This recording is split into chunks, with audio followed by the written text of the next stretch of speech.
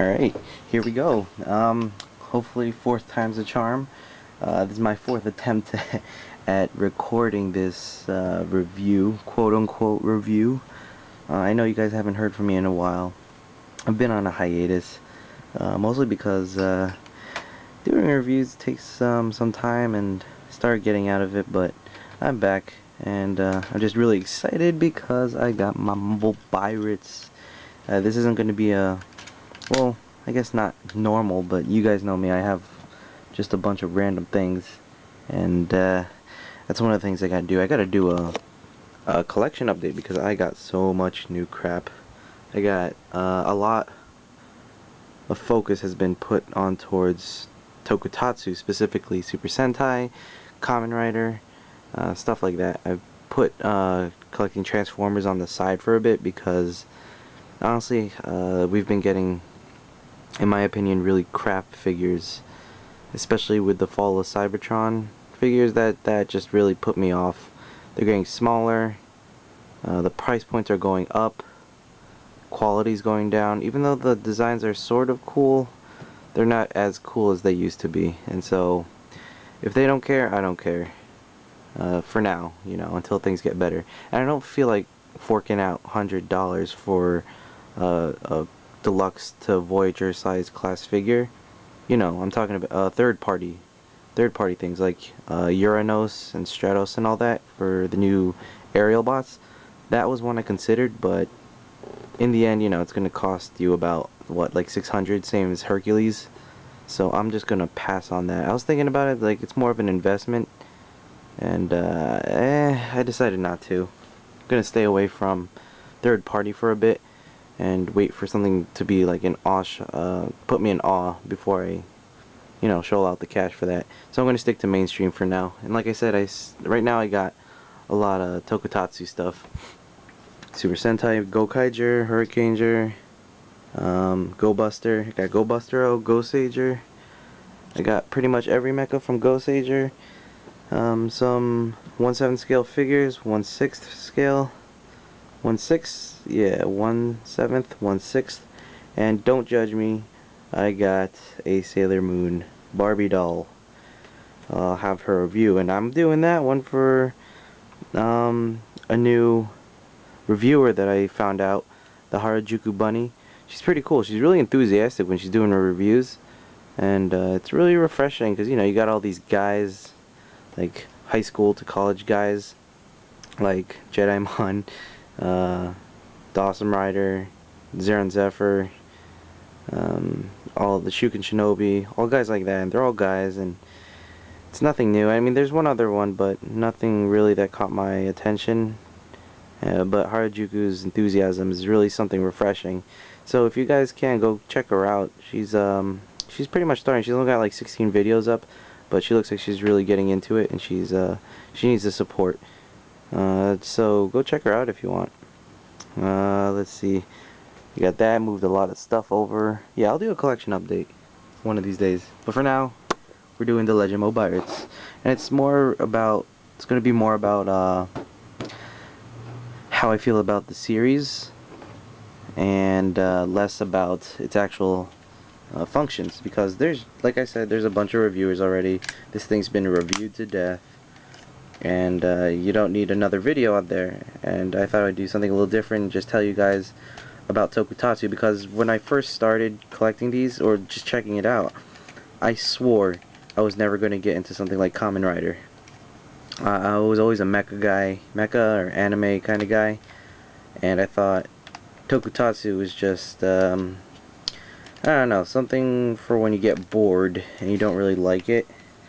But it turns out that I really ended up getting sucked into it, and now I have a bunch of drivers. I got Forza, not a bunch, a couple. I got Forza driver, W driver, I got Mercury. So, you know, like, they're really recent stuff. Some switches up there. So yeah, I mean, that's a lot for a few months. That's a lot of crap. Again, that's a collection update. Anyway, so yeah, Tokusatsu, pretty good medium going on. You guys got to really check it out, because I know probably most of my subscribers aren't Tokusatsu fans. They're probably mecha fan like I am, because I've been doing nothing but figure reviews, statue reviews, and this is something different.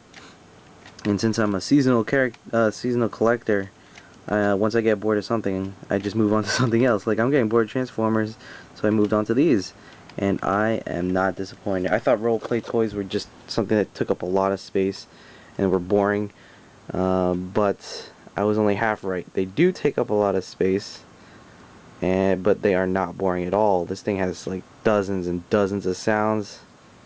It's really functional with the keys. Each key is individually uniquely identified in here. It's just awesome. It's a lot bigger than I thought it was going to be. Like, I knew it was going to be big, but this is huge. Like, I have no idea how a little Japanese boy is going to hold this. It's ridiculous. It's like it wasn't even meant for them. It was meant for us. Like, look at that. I'm 21 years old, and damn, this thing's huge. There's the box. The box is a lot smaller. Like, it's like that. It's put in there, and then the Aqua Red key. Aqua Red? Aqua Ranger. Aqua Red, yeah. Aqua Red. Aqua Red goes in there, underneath there, and it's like that. The box is tiny, but it's a really, really nice box. It's got every Senshi from the past 36 series. Even on the top, it's got a nice little panel. It's just awesome. The toys, they feel so sturdy. Like, I'm used to Bandai of the US Bandai, and is it Bandai? Yeah, it's Bandai. And their stuff is just so cheap and flimsy. But this stuff is amazing. Speaking of which, I'll compare this to the Tensoder. I thought the Tensoder was amazing because its giant face opens its mouth and reads cards. That's just sick. But then came along this cell phone changer. Nothing, it's a cell phone changer, but that was cool. Aesthetically, that's cool. It's just a face. Functionality wise, this thing is way cooler. Like I said, it's got dozens of sounds pre-built into it, and uniquely identify as many keys as you have.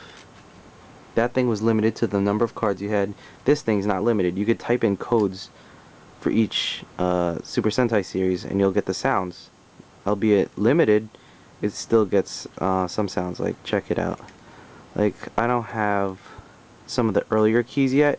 I made a purchase on Ranger Board for a bunch of keys and roleplay. Like, all the other roleplay that I don't have. Like the Gokai Saber, Gokai Gun, Gokai Buckle, and like 50 more keys. I have like 30 right now, 30 something, and I just bought like 50 more, so I have a lot of display. I have another display that I'll show you guys when I'm done, but I haven't completed it yet. For now, I just use this treasure chest that I modded myself.